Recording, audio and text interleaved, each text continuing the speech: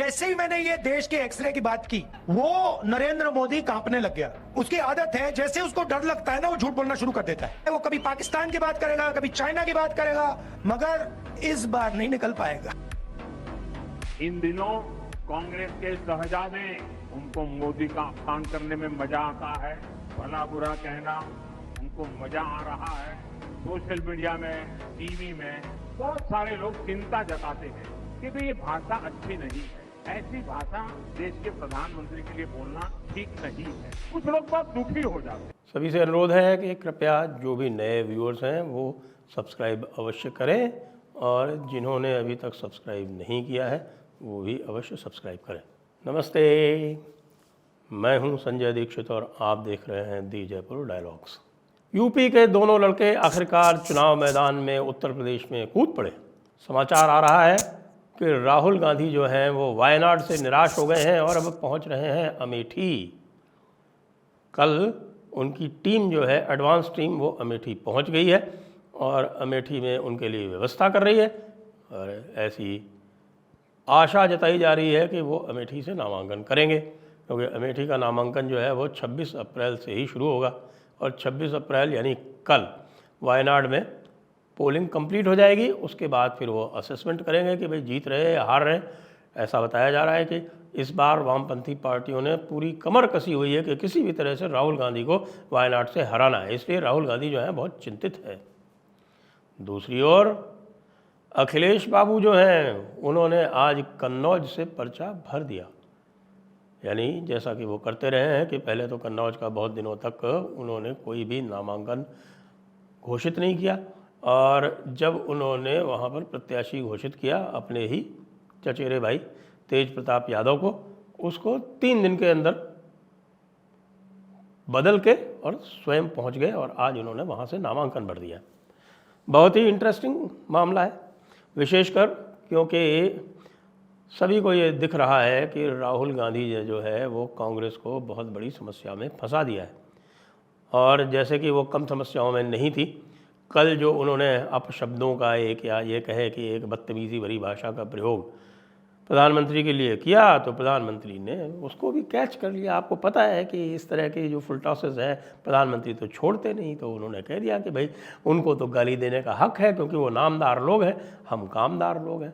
साथ में जो उनका इनहेरिटेंस टैक्स वाला मामला था उसका भी, और जिसको हम कह सकते हैं कि और भी उसमें नमक मिर्च लगा के पेश कर दिया कि 1985 में जब इंदिरा गांधी की इनहेरिटेंस पास ऑन होनी थी तब तो इनहेरिटेंस टैक्स जो था वो ख़त्म कर दिया, और अब जब सारा काला धन जो है वो इधर उधर कर चुके हैं, इटली जा चुका है या कहीं और जा चुका है, और अब कह रहे हैं कि साहब इनहेरिटेंस टैक्स लगाएंगे। मज़े की बात है, और ये अब मज़ा और भी दोगुना तिगुना चौगुना होने वाला है। अमेठी में पिछली बार, आपको ध्यान दिलाता हूँ कि अमेठी में पिछली बार राहुल गांधी स्मृति ईरानी से लगभग 45,000 वोटों से हारे थे, 45,120 जो एग्जैक्ट टोटल था। और 45,120 वोट जो है इतने कंपेटिटिव चुनाव में बहुत बड़ा एक अंतर मानते हैं। वहाँ पर लगभग 9.25 लाख वोट पड़े थे, और उसमें 45,000 वोट से हमारे चिराग गांधी ख़ानदान के चिराग, रोशन चिराग राहुल गांधी जी हार गए थे। दूसरी ओर अखिलेश जी की पत्नी डिम्पल यादव लड़ी थी कन्नौज से, और कन्नौज से वो मात्र 12,000 वोट से हार गई थी जी, केवल 12,000 वोट। और 12,000 वोट से क्यों हारी थी? क्योंकि वहाँ पर जो 5 कॉन्स्टिट्यूंसी हैं, जो 5 सेगमेंट हैं असेंबली सेगमेंट, उनमें 5 में से 3 में जीती थी।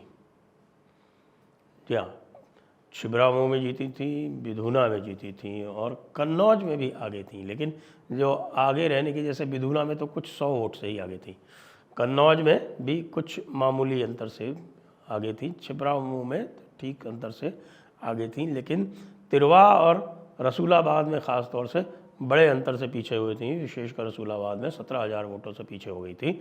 इस कारण 12,000 वोटों से डिम्पल हार गई थी। अब अखिलेश जी उतर गए हैं मैदान में, अब मैदान में उतरे तो अवश्य हैं, लेकिन यदि देखा जाए तो विधानसभा चुनावों में इसमें से 4 सेगमेंट जो हैं वो बीजेपी ने जीते हुए हैं। तो ये इनका जो एक गढ़ हुआ करता था वो अब गढ़ नहीं है, लेकिन फिर भी उतरे हैं। तो क्यों उतरे हैं उसका कारण जानना आवश्यक है, क्योंकि समाचार ये आ रहा था कि भाई अगर अखिलेश जी नहीं उतरे तो डिम्पल दीदी मैनपुरी से चुनाव हार सकती हैं। अब ये बहुत बड़ी खतरे की घंटी थी कि भाई कन्नौज से अगर तेज प्रताप रहते हैं तो तेज प्रताप भी हारेंगे, डिम्पल भी हारेंगे। लेकिन यदि अखिलेश लड़ जाते हैं यहाँ से तो अखिलेश भी जीत सकते हैं और साथ में डिम्पल को भी निकाल सकते हैं। बगल की तो उनकी कॉन्स्टिट्यूंसी है, बिल्कुल बगल की, और वहाँ के ही इससे बिल्कुल बगल पे ही कन्नौज के बगल में जो कड़हल नाम की जो सीट है वहीं से तो अखिलेश यादव जीते हुए हैं और अच्छी खासी मार्जिन से 67,000 वोटों से जीते हुए हैं। लेकिन वो मैनपुरी कॉन्स्टिट्यूंसी में है। मैनपुरी में भी जो मैनपुरी ज़िले की जो 4 कॉन्स्टिट्यूंसी हैं उसमें आंकड़ा 2-2 का है, यानी मैनपुरी भोगांव में बीजेपी जीती हुई है और कड़हल और किशनी में जीती हुई है समाजवादी पार्टी। बैलेंस जो है वो इटावा जनपद की जसवंत नगर कॉन्स्टिट्यूंसी से बनता है। प्रश्न ये उठता है कि राहुल गांधी यदि अमेठी में लड़ेंगे तो क्या कांग्रेस के जो भाग्य हैं उसमें कोई किसी प्रकार का परिवर्तन आ सकता है? जी नहीं, कांग्रेस के भाग्य में किसी प्रकार का परिवर्तन नहीं आना है।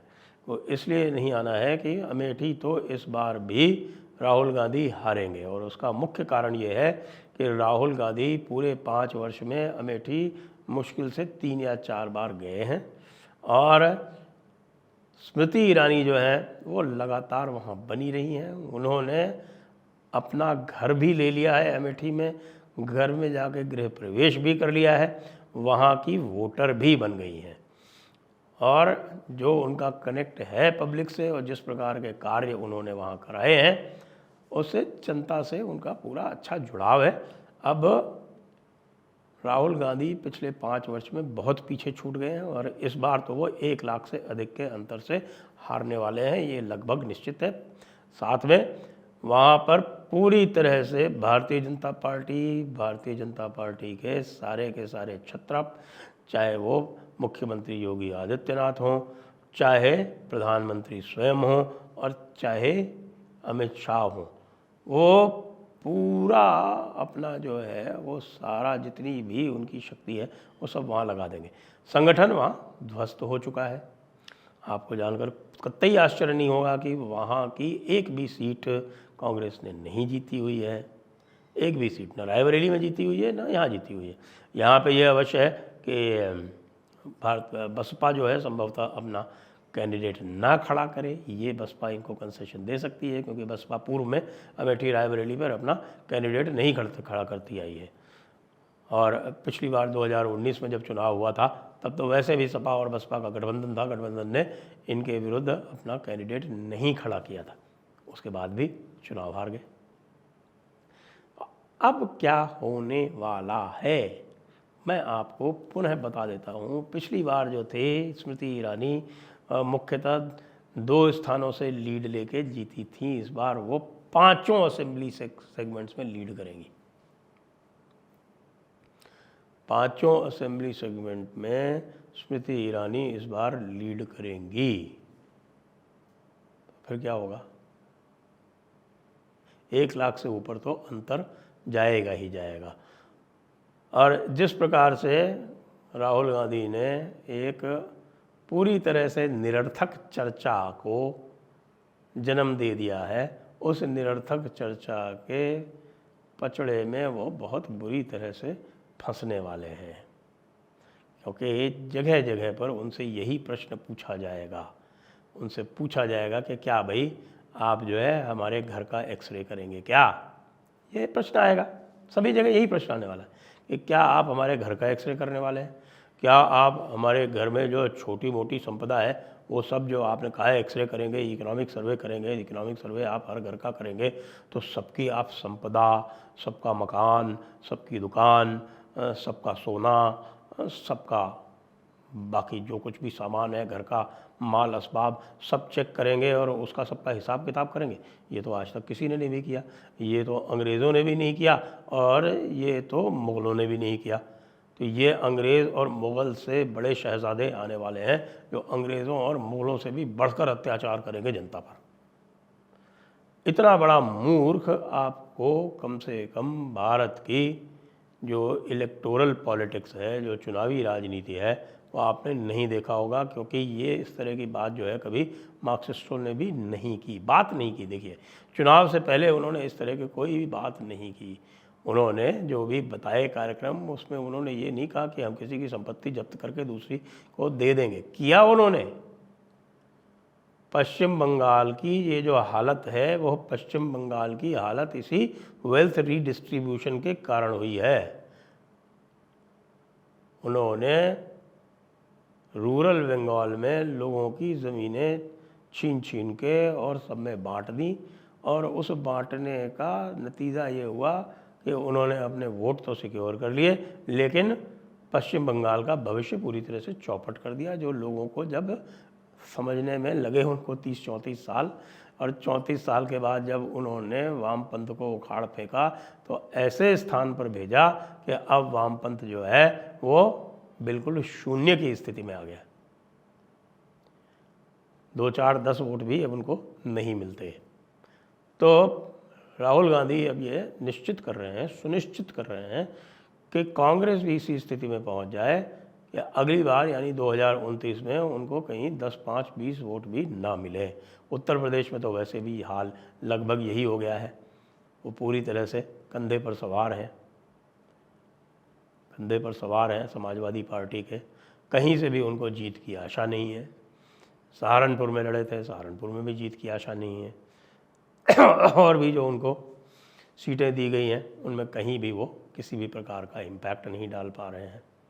तो अब आपको यूपी के 2 लड़के दिखाई पड़ेंगे। तो अब चुनाव में और भी गर्मी आएगी और दोनों पक्ष जो हैं वो बिल्कुल गर्मजोशी से हल्ला गुल्ला करने पे उतरेंगे, और उसका मुझे लगता है परिणाम आप कल ही देख लेंगे। कल किस प्रकार का आता है आपका वोटिंग टर्नआउट, उससे पता चल जाएगा कि चुनाव में गर्मी आई है या नहीं। चुनाव में गर्मी मेरे हिसाब से तो आ गई है। जय हिंद, जय भारत, वंदे मातरम।